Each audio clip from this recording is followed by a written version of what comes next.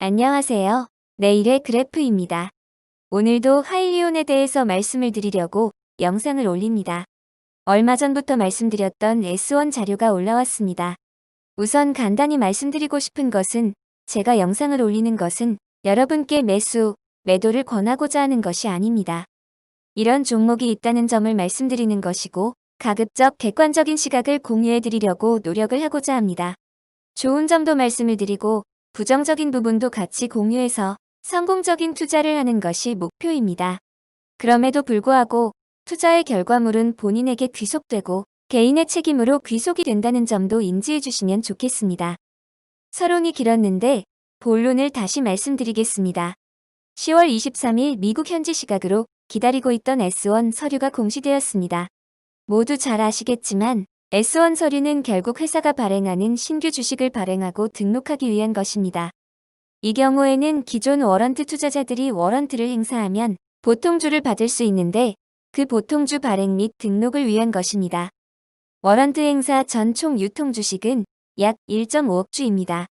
워런트가 모두 행사된다고 가정한다면 약 1900만 주가 신규로 발행되어 총 유통 주식은 약 1.7억 주로 변경되게 됩니다. 니콜라 때도 많이 겪었기 때문에 저는 이러한 점을 어느 정도 선반영했다고 생각하지만 투자하시는 분들은 가격이 더 출렁일 수도 있다는 점을 유의하시면 좋겠습니다. 하지만 이렇게 S1 서류가 공시되었다고 바로 워런트를 행사하고 보통주를 행사할 수 있는 것은 아닙니다. 미국 증권거래위원회에서 이 내용을 승인해줘야 하는데 통상적으로 효력이 발생하기까지 약 추가로 30일 정도 소요되는 것으로 이해하고 있습니다. 니콜라의 사례를 보시면 벡토 IQ와 스펙 합병이 6월 2일 이루어졌고 6월 4일부터 증시에 거래되기 시작했습니다. 미국 증권거래위원회에 처음 제출된 S1 서류를 보시면 6월 15일 처음 올라왔습니다. 하지만 이 서류가 바로 승인이 된 것은 아니고 최종 효력이 발생하기 위해서는 미국 증권거래위원회에서 검토가 필요하고 추가로 자료를 업데이트하라는 보완 요청이 있을 수도 있습니다. 이에 따라 보완 요청을 받아 업데이트한 것이 중간에 나온 S1A 서류입니다. 이를 다시 미증위가 검토를 하고 최종적으로 효력 발생이 되는 것이 7월 17일에 올라온 최종 S1 서류입니다.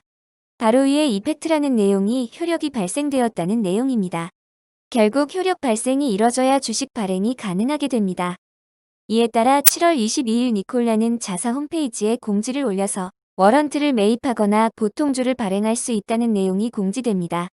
공지를 올린 날로부터 약 한 달간 워런트 홀더들은 워런트를 행사하지 않고 주당 0.01불을 받거나 주당 11.5불을 지불하고 보통주를 받을 수도 있습니다. 이와 별도로 워런트를 시장에서 바로 파는 전략도 있겠습니다. 주당 11.5불을 지불하고도 손익구간이 아니라면 보유자들은 워런트를 팔지 않을까 생각됩니다. 주당 11.5불의 워런트를 행사한다면 그 대금은 하일리온이 받아서 사용할 수 있는 자금이기 때문에 하일리온이 최대 2.2억 불 정도를 현금으로 받을 가능성도 있고 이는 향후 사업 확장의 재원으로 쓰일 것이기 때문에 긍정적인 부분도 고려해야 한다고 생각합니다. 니콜라와 한번 비교를 해보면 니콜라는 최고 79.7불까지 상승 이후 S1 공시가 된 7월 15일까지 31.5% 정도 하락했습니다. 실제 S1 서류가 효력 발생되고 나서 일부 매도 물량이 나오면서 추가로 하락하여 고점 대비 63.5% 하락하였습니다. 그 이유는 니콜라의 펀더멘털에 대한 우려로 인해 하락한 것이기 때문에 비교가 적절하다고 생각되지는 않습니다. 하일리온은 상장 직후 53.5불을 찍고 지난주 금요일 22.1불까지 내려와서 58.7% 하락하였습니다. 니콜라 때 투자자들이 한 번 겪었기 때문에 어느 정도는 선반영되지 않았나 생각이 들지만 시장의 변동성은 항상 주의 깊게 보셔야겠습니다. 물량 자체가 달라 시가총액도 차이가 나기는 하지만 니콜라와 하일리온의 현재 비슷한 가격 수준을 유지하고 있습니다. 시가총액 기준으로는 니콜라가 85억 불, 하일리온이 34억 불 정도를 유지하고 있습니다. 워런트 행사로 추가 자금이 유입이 된다면 워런트 행사 이후에 하일리온이 총 보유하는 현금은 약 7.8억 불 정도가 되어 상당 기간 프로젝트를 개발하는 데 사용할 수 있겠습니다. 기존에도 나왔던 내용이지만 파이프 투자자들에 대한 내용이 언급이 됩니다. 주당 10불에 약 3,100만 주 정도가 발행이 되었습니다. 장기적으로 보는 투자자들이 아니라면 지금 가격에도 매도하여 이익을 실현할 가능성은 있다고 해야겠습니다.